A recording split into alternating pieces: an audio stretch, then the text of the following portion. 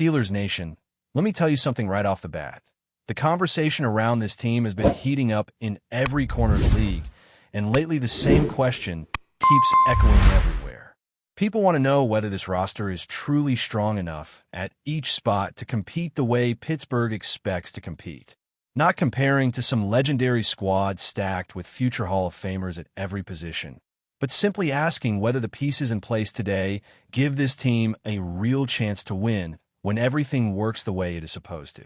That whole idea sparked a deep dive into each position group, trying to figure out where this team stands right now and where the gaps might still be. And the best way to start is on the offensive side, because that is where most of the noise has been this season.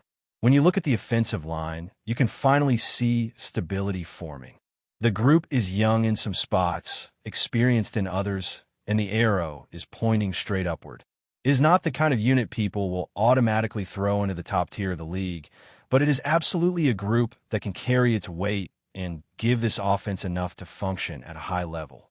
With talent developing and chemistry building, this line has a chance not just to be serviceable, but to become one of the true strengths of the team's identity. You can imagine them evolving into the foundation of a physical, balanced offense that dictates the tone rather than just reacting to it. Tight end is another area that stands out for all the right reasons. If you were building a roster from scratch, you would be very comfortable walking into a season with the players Pittsburgh has in that room. They can block, they can make contested catches, they can work the seams, and they fit well into the structure of what the offense wants to be. It is not just good enough, it is the kind of group most teams would gladly take without thinking twice. The blend of size, athleticism, and reliability gives this position a stability that other parts of the offense are still chasing. Now, wide receiver is a different story entirely. This is the one position where the gap between what is needed and what is available becomes impossible to ignore. The top option is not producing at the level you would expect from a number one target, and the supporting cast feels more like a collection of complementary players rather than true difference makers. In today's league, you need receivers who create mismatches, stretch coverages, and force defenses to adjust every snap. Right now, the room feels thin, limited, and not explosive enough to scare anyone. You can still make an offense function with this group, but if you want to thrive against modern defenses, this spot needs more firepower. Running back, though, lands somewhere in the middle ground in a positive way. Even if one of the younger players has not shown enough yet to be fully evaluated, the combination of efficiency, toughness, and versatility from the rest of the group makes the position reliable. It may not be at the level of the elite units around the league, but it does not need to be. You do not need a superstar back to win in today's game. You need runners who hit lanes decisively, protect the football, pass block with pride, and provide steady production, and Pittsburgh has that. The ceiling may not be extremely high, but the floor is solid. It is good enough to help carry the offense forward as long as the line continues to improve. Quarterback is the hardest position to judge right now, not because the talent is in question, but because the play has fluctuated so much from week to week. There have been stretches earlier in the season where the performance was sharp, decisive, and efficient enough to win with. Then there were other moments where the accuracy dipped, decisions lagged, and momentum slipped away. When the inconsistency is that visible, it becomes difficult to determine exactly what you have. The backups behind the starter are structured well and provide stability if called upon. But that is not what this evaluation is about. The question is whether the person under center today gives this team enough to push forward with confidence. And the answer right now is simply uncertain, not negative, not dismissive, just unclear. A couple of strong games could shift the conversation entirely, but until then, nobody can say for sure. The interesting thing about all of these offensive evaluations is how different they would look if this team had a top 2 or 3 quarterback in the league. A superstar can lift everyone around him. A solid line suddenly looks elite. A decent running back room becomes something opponents fear. A tight end group shines even brighter. And a receiver who feels almost there might suddenly look like a Pro Bowl weapon. That is the power of an elite quarterback in the modern era. So part of this whole assessment hinges on exactly where the current starter stands, and that is something still unfolding as the season goes on. Moving away from offense for a moment, you also cannot ignore the specialists, even though they rarely enter these discussions. They have had ups and downs like every position group, but overall the talent and consistency are more than adequate. They contribute at a high level and have already swung several important moments this year. When you have specialists who deliver under pressure, who flip field position, and who maintain rhythm in the kicking game, that becomes a quiet advantage that shows up late in tight matchups. But the real gem of this roster, the one area that stands out far above the rest, is the defensive front. When you look at the edge rushers, the rotational pieces, the interior anchors, and the pass rush specialists, this group ranks near the top of the league. And that is not an exaggeration. Even on days when the run defense slips or the scheme does not maximize every player's strength, the raw talent in this unit is undeniable. They disrupt pockets, they change game plans, they create chaos, and they force offenses to adjust snap after snap. If you were ranking the strongest parts of this team, this front would sit at number 1 without hesitation. It is the engine that sets the tempo for the entire defense, and the group that gives this team a real chance every week regardless of opponent. Shifting deeper into the defense, the conversation naturally moves to the off-ball linebackers, a group that often gets overlooked but plays a crucial role in the structure of this unit.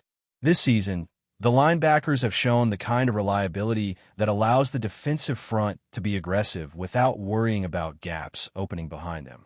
They may not carry the star power some teams have at the position, but they bring toughness, range, and enough stability to keep the defense aligned. Queen embodies the idea of being solid enough for a contending roster. He is not the type of linebacker who will define a defense by himself, but he understands his assignments and delivers them with consistency. There are moments where you wish for more explosiveness or game-changing plays, yet he remains dependable, which is more than many teams can say at that position. Then there is Wilson, who is one of the most intriguing pieces on this defense. He is not yet the polished, every-down linebacker teams build their identity around, but he flashes that potential in a real, tangible way. His speed, instincts, and ability to close space make you feel like he is only a season away from taking a major leap. You can imagine him turning into one of the top off-ball linebackers in the league with just a little more refinement. The inconsistencies are still there, especially in terms of diagnosing the quicker plays that exploit hesitation, but the potential is impossible to ignore. For a position group that has been difficult for many teams to fill, Pittsburgh's situation is far stronger than what people give it credit for. Safety, however, is where the conversation becomes more complicated. If you focus purely on individual talent, the group has enough to compete. Ramsey brings a dynamic skill set that can grow into something special, and you can see the foundation of a top-tier safety in the way he covers ground and reads developing plays. The challenge is not the talent itself, but the composition of the room. There is an overload of players who profile more like strong safeties than versatile, interchangeable pieces you see in modern defenses. That lack of diversity among skill sets can create rigidity in the way the defense operates. Instead of being able to disguise coverages or rotate players freely, the coaches are forced into using very specific roles. Still, despite the imperfections, the overall talent keeps the group above the threshold of being a liability. And if Ramsey develops at the pace some expect, he could elevate the entire back and almost by himself. Cornerback, though, sits in a much more concerning space. There is a noticeable distance between the top corner and the rest of the group, which creates instability when facing offenses loaded with passing talent. The top guy provides real value, but he is not a true lockdown presence who can erase elite receivers. Behind him, the drop-off becomes clear. Pierre has been one of the most pleasant surprises this season, and you cannot help rooting for players who take advantage of their opportunities the way he has. But projecting long-term consistency is difficult. You never want to rely too heavily on a player who has not yet established a track record of sustained production. Slay is steady in terms of experience, but he simply does not bring the level of play required to elevate the room. His instincts remain sharp, but age and speed limitations make certain matchups difficult. Eccles, on the other hand, is exactly the type of player you want as your third or fourth corner, someone who can step in without the defense collapsing, but who should not be expected to handle number one duties. The problem is not that the group lacks effort or intelligence. The problem is that the skill sets do not complement each other in a way that forms a cohesive secondary. Some defenses build their identity on man coverage and rely on corners who can battle receivers one-on-one across the field. Others build around zone discipline and a unit that moves like a connected web.